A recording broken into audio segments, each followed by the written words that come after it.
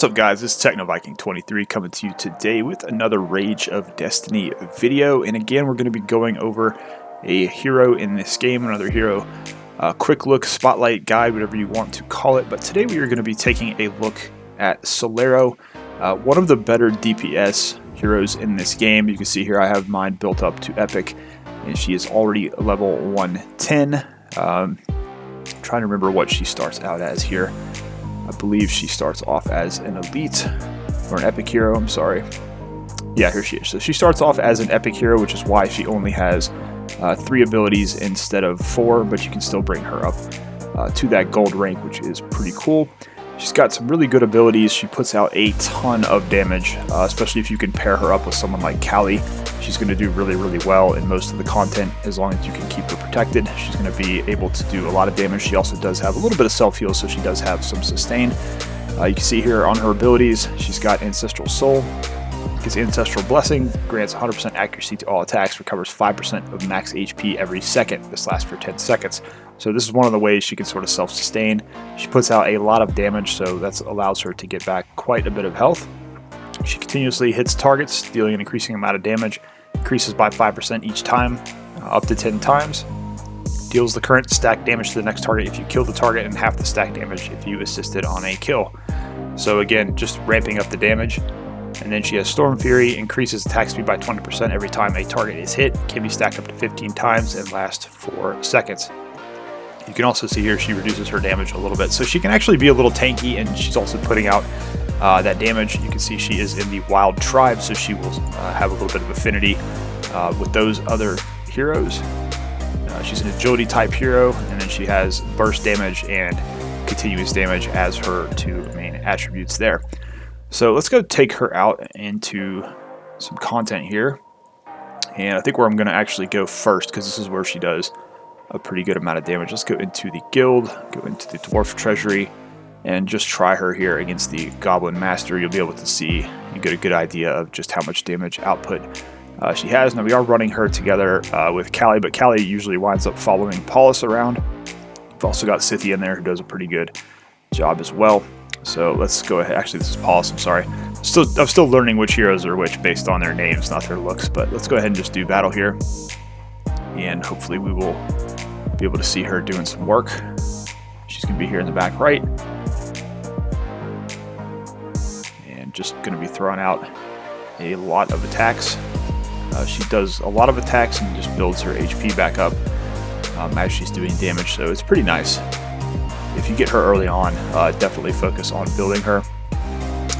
Obviously, you know, what we've seen so far with the game being relatively new is every time there's a patch out, they are making adjustments to some of the heroes, so it's possible she might get nerfed in some way, but as of right now, she is one of the better DPS heroes in the game, at least from my own personal experience here.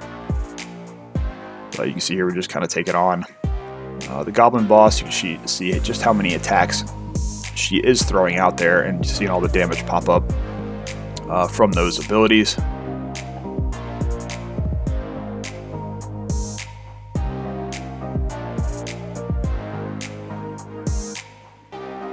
And you can also see the little green numbers popping up on her. That's basically where she is getting that self-heal. So that's why I was saying, you know, she does have a little bit of sustain, which is always good for a DPS character. Normally they're pretty squishy to offset the fact they can do so much damage. But that's something about her with her kit that definitely makes her really powerful, is the fact she can regain some of that health even while she's putting out an absolute ton of damage. Running out of time here. I'm not sure if we're going to be able to complete this or not. 8 seconds left. We're at 2. Maybe we can get it down. I don't think so, though. It's going to be pretty close here. Just almost got him. But we did get a victory here. We got up to 90% progression, which is pretty cool. And we can go ahead and take a look at the after battle stats. As you can see here, she did 333,000 damage. Paulus is up there too. He's another really good hero, but usually she's going to be the top of the leaderboard when it comes into the damage. But you can see he gets that leech, so he gets a lot more healing. But she did a pretty good amount of self-heal there, and that just kind of shows you how much damage she can put out. Good indication there. Let's do a campaign. battle real quick just so you can kind of see her in action there as well. Oh, we're on a boss fight. Okay. This should be interesting here. Alright, so let's take him out and put our other guy back in. If I can find him here. Oh, there he is. Make sure we get all of our affinity bonuses. We'll go ahead and do this boss fight. We'll see how she does here.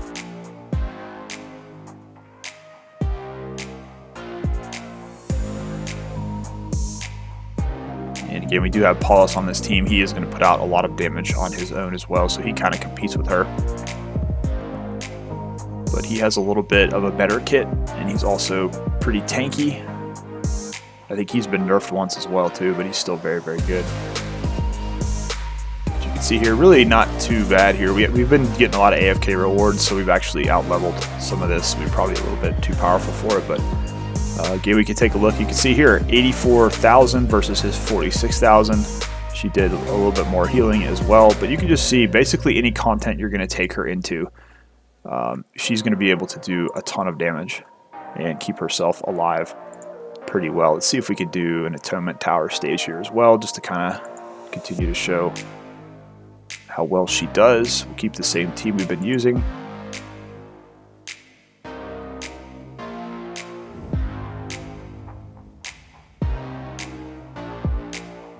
we'll see how they do here.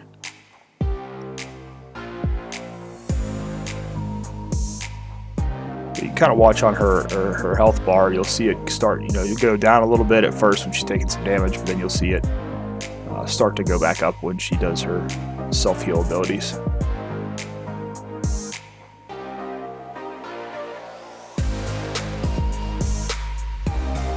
Alright, another victory there, not too bad. Let's see how she did.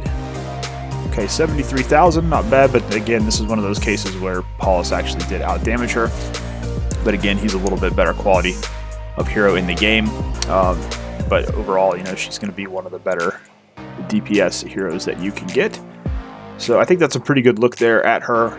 Just giving you guys an idea of what she's capable of doing. And again, we can go take a look. I'll show you how mine is right now. She's level 110. Her gear is decent, nothing amazing. We did get her a legendary or a gold one. I'm still not quite sure what to call the ranks of these quite yet. I guess epic or elite, but there we go, epic. Okay, cool. I'll have to learn that as well. But you can see there she's got an epic weapon. That's really her best piece of gear, but everything else is pretty decent. And we've got her again up to level 110, so pretty good. Overall, very solid hero. If you get her early, definitely work on fusing her up with her duplicates and getting her up to a higher power level, and make sure you're focusing on using her, whether you're using her through the Resonance Crystal as one of your heroes you're not investing in, just bringing her up to a higher level so you can take advantage of her damage in whatever content you're playing in the game. Anyways, guys, that's going to do it for this video. As always, if you have any questions about anything, feel free to leave them down below in the comments, and I'll do my best to get you an answer as soon as I can. As always, I hope you guys are having a great day. Thanks as always for watching, and I will see you again next time.